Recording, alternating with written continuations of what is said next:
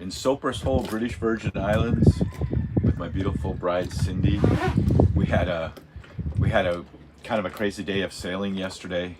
We were sailing from St. John Island over here to Soper's Hole, which is on the west end of the British Virgin Islands on Tortola, because we needed to clear customs here to come into the British Virgin Islands. But we were so proud of ourselves. We got our sails up and we were sailing east, kind of dealing with a little bit of a beam reach of wind coming from our starboard side. It was really nice. And then we went through a couple of narrow cuts and we lost our wind. So we lost our wind, so we don't have good direction and steerage. And then I look in front of us and there's a huge squall coming our way. So we have no steerage, and then we're about to get a real wind, powerful wind coming straight at us. And all we could do at that point was to tack 45 degrees this way, 45 degrees that way. And we're in a narrow cut. So we quickly dropped the mainsail, and then we went to bring in the jib, and it got stuck. So we have a solution. Of course, we powered up the engine and just kind of held her into the wind for about 20 minutes or so. We were able to break free and get here into Soper's Hole safely. So good morning. I've decided to start doing a new thing called Morning Man Meditations. It's actually based on my books, excerpts from my books. My most recent book, 12 Rules for Manliness, Where Have All the Cowboys Gone? That actually hit number 5 in Christian men's books, so it's a good read. In fact, one of the readers, Mark Inyo, said it's the first book he's ever read all the way through, and then he was done, went back and started on page 1 again. I know a lot of people have read it more than once, so I recommend it to you guys. So I'm going to read an excerpt from the first chapter. Soft men make for hard times. Where do you find yourself, and where do you find our times in the list below? You've probably heard this saying. Soft times make for soft men. Soft men make for hard times. Hard times make for hard men.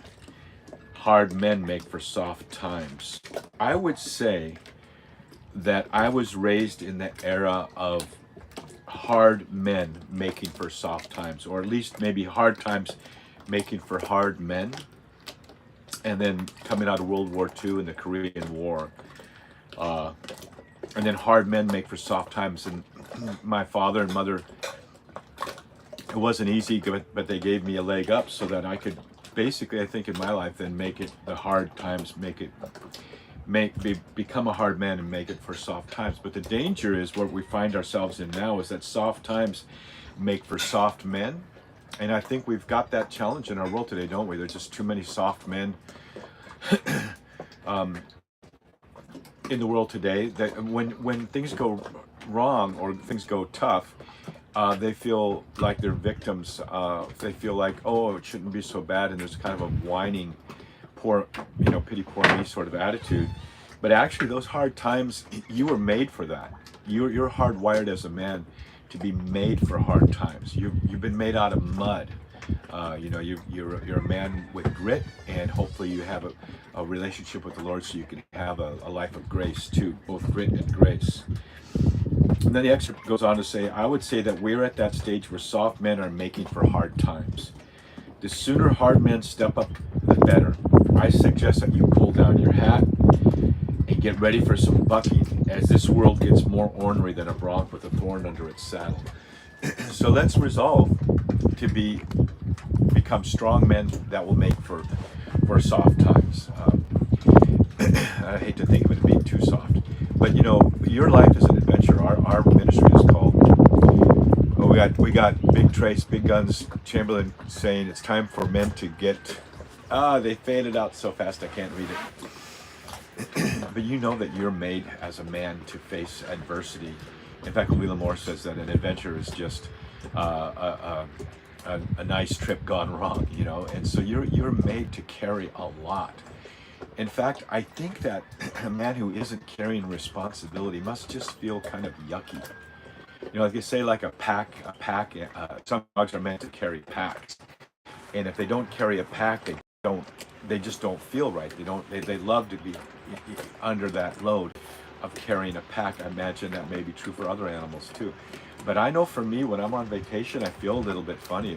Not that I take much vacation, but I feel better when I'm carrying a backpack, when I'm carrying weight, and I'm moving forward. We have a saying in Hawaii, imua, which is a word that means strength, moving forward. And so, men, ask God to empty out of your backpack the garbage that doesn't belong to the weight that you're carrying that doesn't belong to you. And when I say the garbage that's there, it might be maybe you're seeking things that are never going to fill your emptiness, pornography or alcohol, or who owns the most pistons, who has the most toys wins. Empty the garbage out of your backpack, because the backpack that God has given you, Jesus said, my yoke is comfortable, is light, and it fits perfectly. When you have a backpack that's kind of loaded bad, or it's not a good little backpack, it'll hang on, pull you backwards. It gives you so many awkward feelings. And guess what? When you have a backpack that's improperly loaded, when you turn, you're always pumping your backpack into other people. So carry your backpack. Make sure you know what your backpack is. What is it? What gifts and talents and abilities God's given you? What's your kuleana? What's the responsibilities around you that you see? And carry your backpack. It's time for men to be hard again, and not say, oh, the whole world just thinks, always talk so bad about men. They make fun of us on TV. Well, of course they do, because we've let that happen. We've left a void, and we've acquiesced. We want help. When people go, oh, poor me, look at how they make fun of me, that just makes me want to throw up. The reason why they make fun of us is because we deserve it. So let's get tough. And how do you get tough? How do you get strong as nails? How do you get strong as the nails that pierced Christ's arms and hands and legs? By going to the cross. So we need to become tough as nails. Go to the cross. Ask God to give you the grace, give you the strength, and make sure that you're carrying the cross. And Jesus said, "Pick up your cross daily and follow me." Make sure that you're carrying the cross that He's given you, not some strange thing that you've added onto your life that doesn't belong there. So coming to you from Soper's Hole, somewhere in the British Virgin Islands. Maybe I'll show you a little bit. Here we go. So this is the entrance to Soper's Hole. Everybody's kind of taking it easy this morning. Here's where the meanest people in the world usually are. I won't say mean, but we have a standing joke, Cindy and I. Clearing customs usually isn't that fun, although actually yesterday it was really good here. They were really, really sweet. And then over here is where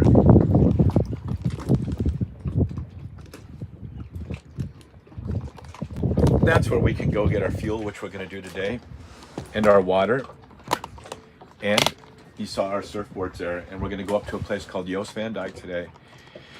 And we're going to, we already got a mooring ball because we haven't been there before. We want to get a mooring ball so we don't have to try to find an anchorage. And we're going to do a lot of snorkeling. And we're just getting ready because we have our first ever Spirt of Adventure boat retreat starting on Saturday with our guests coming, Deacon Kevin Cummings and his wife, and we got John Schwartz and his son Luke coming to join us. Anyway, we pray for you guys. We love you. Also help sharpen the iron of another man. Iron sharpens iron. Arr. Thanks, Trace. Okay, everybody. Ahui ho and aloha.